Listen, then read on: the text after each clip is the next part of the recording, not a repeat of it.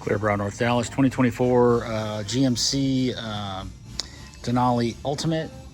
So what we did on this was a full hood, the tops of the chrome mirrors, and then the full face. So let's go over that real quick. This will just take a minute. So the full hood, wrapping in all the edges, taking this off, taking that off, and wrapping behind all this so there's no edge. And there's no edge here as well. Everything runs in all consistent, no edge here.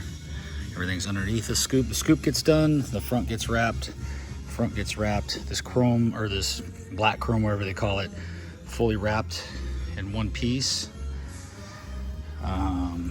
Again, coming around this hood, all this is all in one. All this is all wrapped in, corners wrapped, everything's underneath.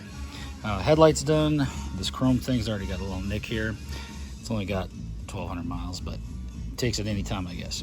All this is done, this is done, and this is done, and this is done. All the edges get wrapped in. This chrome thing all the way across the bumper, all the way through, all the way up. Piece of cake to do.